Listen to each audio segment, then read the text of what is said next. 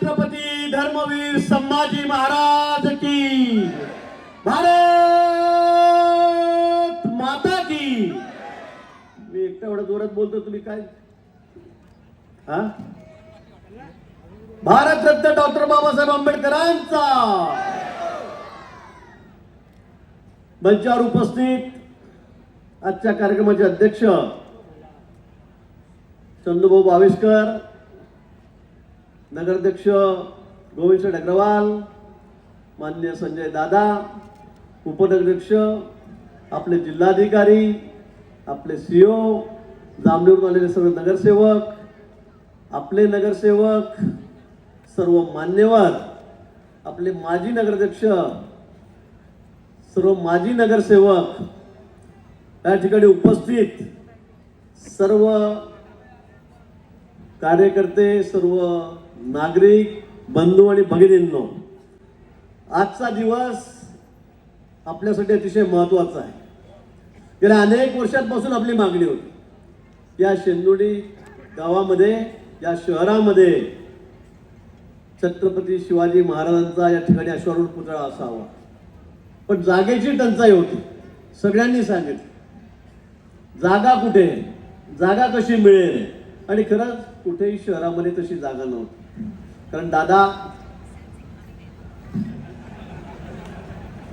पाकिस्तान हिंदुस्थान होतं आपलं, आणि त्यामुळे काही जमतच नव्हतं। कोणी कारण सांगत होते माझे हे जागा चांगली आहे, पण ते देणार नाही। पण मग आपण एक युक्ती केली, देणार नाही, जागा कशी देणार नाही, जागा दादांनाच घेऊन टाकू। मग दादाच आपल्याकडे आलेत, आणि मग त्यावेळेला अमृत बापू अध्यक्ष होते, गोविंद शेठ उपाध्यक्ष होते, सगळे आपले नगरसेवक आता आहेत, त्यावेळेचे ते जुने होते। सर्वांनी आम्ही जागेची पाहणी केली, दादांना सांगितलं ही जागा मला पाहिजे। दादांनी लगेच सांगितलं बहुत दिली। मला वाटतं यापेक्षा सुवर्णक्षण त्या दिवसाचा जो आहे तो दुसरा असूच शकत नाही। इतक्या दर्शनी भागामध्ये, इतक्या आमरस्त्यावर अशी जागा त्याला मिळू शकत नाही। ती जागा दादासाठी तुम्हाला जेवढी जागा लागेल तेवढी घेऊन टाका। आपण मोजमाप केलं, आणि आज आमच्या या शिवरायांची, आमच्या लाडक्या शोभांची या अश्वारूढ मूर्ती, हा पुतळा हा या ठिकाणी उभा राहिलेला आहे। आता येणाऱ्या जाणाऱ्या प्रत्येकाला शिवरायांचं दर्शन घेतल्याशिवाय या ठिकाणी जाता येणार नाही, आणि म्हणून आपल्याला अभिमान आहे, सार्थ अभिमान आहे, आणि मला सुद्धा अभिमान आहे की हे काम माझ्या हातून होत आहे। आपण 2 कोटी रुपये या पुतळ्यासाठी शिवसृष्टी अधिकारी दिलेत। बाजूला भीमसृष्टी सुद्धा आहे, त्यांच्यासाठी आता सगळी तयारी चाललेली 14 एप्रिलची। त्या ठिकाणी सुद्धा पुतळा होता, बाबासाहेब ठाकरे त्यांच्या पुतळ्याच्या रूपाने होते, पण तिथे आपल्याला भीमसृष्टी तयार करायची होती, तिथे नूतनीकरण त्यांचं करायचं होतं, आणि म्हणून दोन्हीही महापुरुषांचे पुतळे आता आपण या ठिकाणी बसवतो। त्याचा मला निश्चित या ठिकाणी आनंद आहे। वैशेठ आपण म्हटलं दबक्या आवाजामध्ये जामनेरपेक्षा बी चांगला आहे, त्याला पैसे दोघी ठिकाणी आमचे आहेत, आमचंच हे करा, आमचं करा, आणि खरं ते मान्य करतो। ज्यांनी कलाकृती या ठिकाणी केली आपण त्यांचा सत्कार केला, ज्यांनी मूर्ती दिलेली आहे बसवलेली त्यांनी तयार केली त्यांचा सत्कार केला, आर्किटेक्टचा सत्कार केला, आणि मी खरंच या ठिकाणी मान्य करतो। मला वाटतं नुसत्या जळगाव जिल्ह्यात नाही, या ठिकाणी 4-5 जिल्ह्यांमध्ये इतकी चांगली प्रतिकृती, इतका चांगला देखावा, इतकी चांगली सृष्टी, शिवसृष्टी ही आपल्याला कुठेही बघायला मिळणार नाही। जामनेरचा खर्च यापेक्षा खूप जास्त आहे, पण आपल्या आर्किटेक्टनी ज्या पद्धतीने या ठिकाणी रचना केलेली आहे, इतकी सुंदर प्रतिकृती तयार केलेली आहे, शिवसृष्टी तयार केलेली आहे, ती निश्चित मान्य करावं लागेल ती सगळ्यात चांगली आहे, अतिशय चांगली आहे। या ठिकाणी मी नेहमी सांगतो, आता आपण बघितलं असेल नेरीला सुद्धा जागा नव्हती, आपण नदीच्या काठी त्या ठिकाणी अजून पुन्हा जागा वाढवली। त्या ठिकाणी अतिशय सुंदर असं शिवाजी महाराजांची प्रत्येक हायवेवरून येणाऱ्या जाणाऱ्याला दर्शन घ्यावं लागतं, तिथे सुद्धा अशी सृष्टी आपण तयार केलेली आहे। आपण आता पौर्णा करतोय, प्रदीप शेट्टी मला सांगितलं जागेचा तुमचा प्रश्न आता या ठिकाणी सुटतोय। मला वाटतं जे काही चव्हाण साहेब तुम्ही या ठिकाणी आहात, हा प्रश्न या ठिकाणी सुटतोय। आपण तिथेही स्टँडवर चौकामध्ये आपण शिवाजी महाराजांचा अश्वारूढ पुतळा त्या ठिकाणी बसवतोय। पाळदीला कमलाकर या ठिकाणी तुम्ही बघितलं असेल, पाळदीला सुद्धा किती सुंदर शिवसृष्टी आपण त्या ठिकाणी तयार केली। फत्तेपूरला अतिशय सुंदर असा अश्वारूढ पुतळा त्या ठिकाणी आपण उभा केलेला आहे. तोंडापूरला तिथे सुद्धा छान असे चौकात जा तुम्ही, तिथे बघा काय आपण केलेलं आहे. जी मोठी गावं आहेत त्या सगळ्या ठिकाणी आणि अनेक छोट्या गावांमध्ये या 3 वर्षामध्ये, या 4 वर्षामध्ये तालुक्यामध्ये मी सांगितलं चिंचखेड्याला जातो, मी आमच्या रस्त्यावरून जाताना नेहमी सगळ्या ठिकाणी बहुतेक ठिकाणी आपण शिवाजी महाराजांच्या प्रतिकृती उभ्या केलेल्या आहेत. मी अजूनही आपल्याला या ठिकाणी सांगतो, ज्या ज्या गावामध्ये शिवाजी महाराजांचे पुतळे उभे करायचे आहेत, भीमसृष्टी उभी करायची आहे, त्यांनी फक्त आम्हाला सांगायचं आहे. एकही गाव आपण तालुक्यामध्ये असं सोडणार नाही की त्या ठिकाणी माझ्या शिवाजी महाराजांची अश्वारूढ पुतळ्याची प्रतिकृती त्या ठिकाणी असेल. 100% गावांमध्ये, 100% गावांमध्ये महाराष्ट्रात पहिला आपला असं तालुका असेल की ज्या ठिकाणी प्रत्येक गावामध्ये शिवरायांची प्रतिकृती आपण त्या ठिकाणी उभी केली आहे, पुतळा आपण त्या ठिकाणी उभा केलेला आहे. आणि बाकी चिंता करू नका. मी तर सांगितलं की पुतळ्याचा खर्च सगळ्या ठिकाणी मी करेन. पुतळ्यासाठी पैसे द्यायला वेळात मी देईन. परवानगी नसेल शासनाची पैशांची आपण करू, फक्त तुम्ही परवानगी घ्या. परवानगी घेतल्याशिवाय पुतळा बसवता येत नाही. परवा पुऱ्याला पुतळा बसवला रातोरात, पोलिसांनी 200 लोक गेलेत, सगळं उचलून घेऊन गेले. मागच्या काळामध्ये वेळामध्ये आपल्याला सगळं ठरलं. महाराजांची मी त्या ठिकाणी तारीख घेतली, गुलाब भाऊ येणार होते, सगळे ठरले, सावकार साहेब येणार होते, पत्रिका छापल्या गेल्या, सगळं झालं.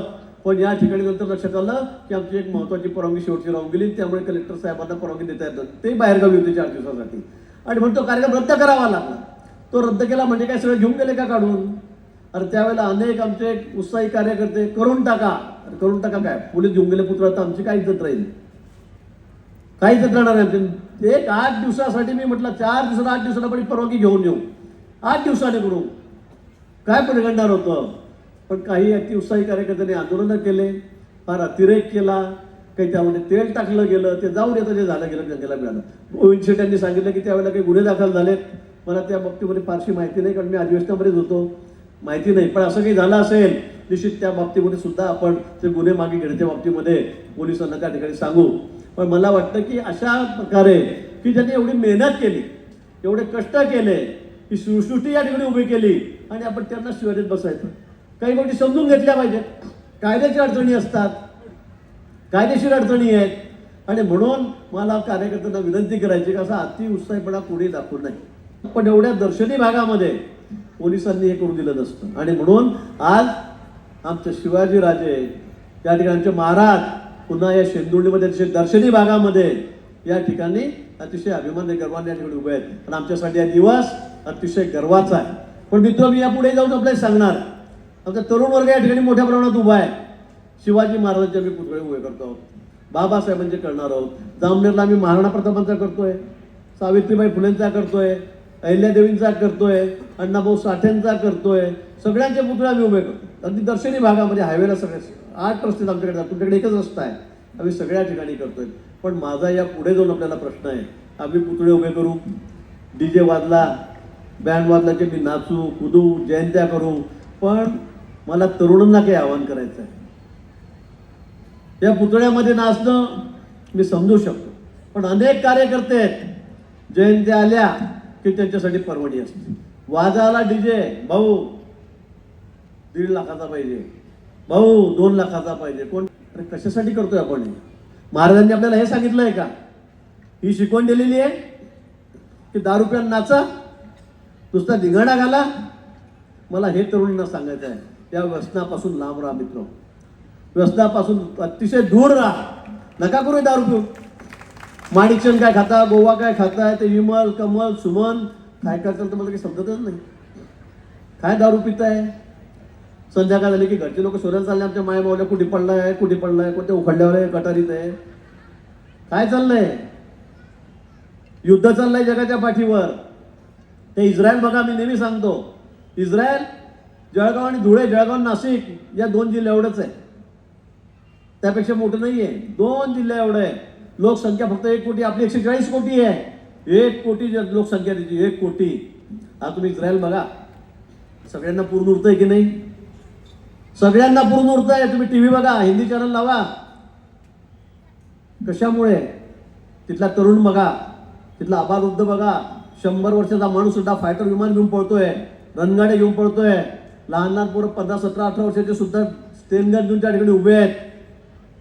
कोणाची हिंमत नाही वाकड्या नजरेने इस्रायलकडे बघायची. तर हे का?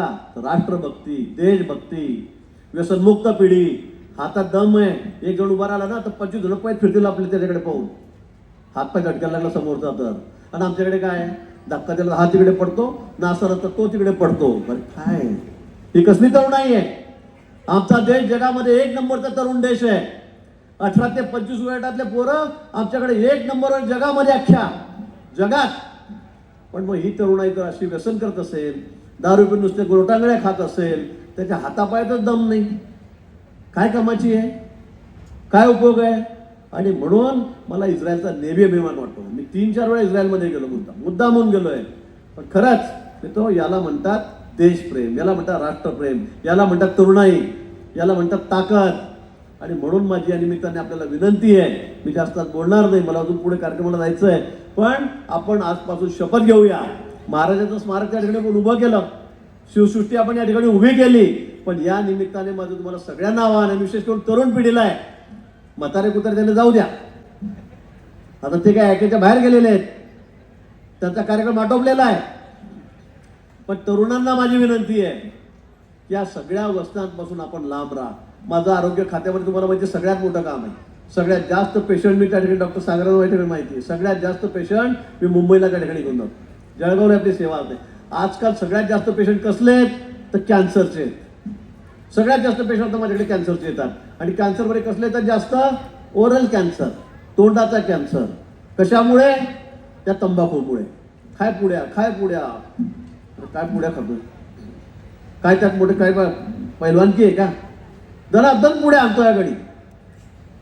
आणि नंतर कालांतराने 2-3 वर्षात 4 वर्षामध्ये तो कॅन्सर उभवलेला आहे, तो कॅन्सर होतोय. आणि हा भाऊ चालला वर. असे अनेक पेशंट आज मुंबईला टाटा हॉस्पिटलमध्ये आहेत. झोपायला जागा नाही, बाहेर पडायला जागा नाही, फुटपाथवर नातेवाईकांना झोपायला जागा नाही. पण हे सगळे चालले उच्च तगड्याकडे करून. म्हातारे मायबाप राहून गेले, बायको पोरगी राहून गेली तरुण, आणि हे गेले, भाऊ गेले. इतकी दुर्गंधी सुटते, इतका वास येतो की घरचे लोक म्हणतात भाऊ इकडे समुद्रात फेकून द्या. म्हटलं इकडे समुद्रात फेकायची पद्धत नाही. म्हटलं बाबा त्याला घरीच घेऊन जातो तुमच्या, म्हणजे आठीत जाऊन टाका. म्हटलं तसंच पाहतो. तिकडे पैसे देऊन जायची सवय, लोक येतात पैसे घेतात जाऊन टाकतात. अनेक लोक होते इकडे, गाडीत बी कोण नाही, इतका वास मारतोय ॲम्ब्युलन्समध्ये. इतकी वाईट परिस्थिती आहे. आणि म्हणून माझी आपल्याला पुन्हा हात जोडून विनंती आहे की आज आपण इतक्या जोरात उत्साह साजरा केला, नाचले गाले केलंच पाहिजे. राजांचं स्वागत आपण या ठिकाणी केलं. पण या निमित्ताने मी पुन्हा आपल्याला सांगेल की व्यसनापासून लांब राहण्याची शपथ या प्रसंगी आपण घ्या. हा दिवस आपल्यासाठी ऐतिहासिक दिवस आहे. हा दिवस आपल्यासाठी ऐतिहासिक आहे. तुमच्याही लक्षात राहील की महाराज ज्या दिवशी आमच्या गावामध्ये स्थानापन्न झाले, अश्वारूढ पुतळा त्यांच्या गावामध्ये आला, त्या दिवसापासून मी दारू सोडली, त्या दिवसापासून मी तंबाखू सोडली. तुमच्या घरच्या लोकांना बरं वाटेल, या आमच्या माय माऊल्यांना पोरींना सुद्धा बरं वाटेल, आमच्या लेकींना बरं वाटेल की बघा की आजच्या दिवशी माझ्या नवऱ्यानं दारू सोडली. पुन्हा मी आपल्याला सांगेल शेंगोळीसाठी काय जे लागेल ते आपण सगळे पैसे देऊ. आपण इतके पैसे मागच्या काळात दिलेत, तुम्हालाही माहिती आहे केवढे डोम केले आपण गावात. लग्नासाठी किती व्यवस्था केल्या. महाराष्ट्रात कुठल्याही गावामध्ये नसतील 25 डोम केले असतील आपल्या गावामध्ये, 40. जाऊ द्या, जामनेरले कळालं तर मला नाराय मारतील. जामनेरले कमी झाले, मग जामनेरले 30च झालेत. सगळ्यांना सगळ्यांची व्यवस्था आपण या ठिकाणी रस्ते केले, गटारी केल्या, पाण्याची व्यवस्था केली, डोम केले. आता बस स्थानक चांगलं झालं पाहिजे. आपल्या गावात बस स्थानक नाहीच आहे त्या ठिकाणी. आणि म्हणून मला वाटतं काही लोकांनी या ठिकाणी सहकार्य केलं पाहिजे. मध्येच मंदिर आहे, शेवटी आपण लोकांच्या व्यवस्थेसाठी आहोत. मंदिर थोडं बाजूला घेतलं तरी चालेल, ते आपल्याला कदाचित हटवावं लागेल. आता एक मंदिर आता होतं, आपण ते अजून मोठं केलं त्या ठिकाणी, त्याला सुद्धा आपण पैसे दिलेत. भजनपडीचं मंदिर केलं ना चौकामधलं, त्याला आपण सगळी मदत केलं आपण त्या ठिकाणी मोठं. तुमच्या गावात मंदिराचा उद्धार जेवढा केला आपण तेवढा तो कुठेच झाला नाही. किती कोट्यावधी रुपये दिले, 40 कोटी रुपये दिले. एकही मंदिर सोडलं का आपण गावातलं? सगळे नवीन करून टाकले. सरकारचं धोरणच ते आपल्या जे आपले मंदिर आहेत, जे आपले श्रद्धास्थान आहेत, जे प्रेरणास्थान आहे, त्याच्या बाबतीत कुठेही कमी पडू देऊ नका. सुदैवाने मागच्या वेळेला माझ्याकडे ते खातं आलं, ग्रामविकासही आलं आणि पर्यटनही आलं, म्हणून मला हे सगळे पैसे या ठिकाणी देता आले आणि मी कुठे हाताकरता घेतला नाही. पण हे कशामुळे झालं? ते तुमच्यामुळे झालं, तुमच्या आशीर्वादामुळे झालं. तुम्ही मला वारंवार 7 वेळा निवडून दिलं. महाराष्ट्रामध्ये भारतीय जनता पक्षाचे 137 आमदार आहेत. त्या 137 आमदारमध्ये सगळ्यात सिनियर आमदार कोण आहे? 7 वेळा कंटिन्यू तुम्ही मला निवडून दिलं, सगळ्यात सिनियर आमदार मी त्या ठिकाणी आहे, आणि म्हणून तुमचे उपकार तर खूप मोठं होतं माझ्या डोक्यावर आहे, खूप मोठे उपकार तर होत आहेत. ते फेडण्याचा हळूहळू मी प्रयत्न करतोय, ते फेडणार नाही तरी मी छोटासा प्रयत्न त्यातून करतोय, आणि म्हणून आपले सर्वांचे पुन्हा आपला आभार मानतो मनापासून, आणि आज आपल्या या कार्यक्रमासाठी आपल्याला मनापासून खूप खूप शुभेच्छा देतो आणि थांबतो. जय हिंद, जय महाराष्ट्र.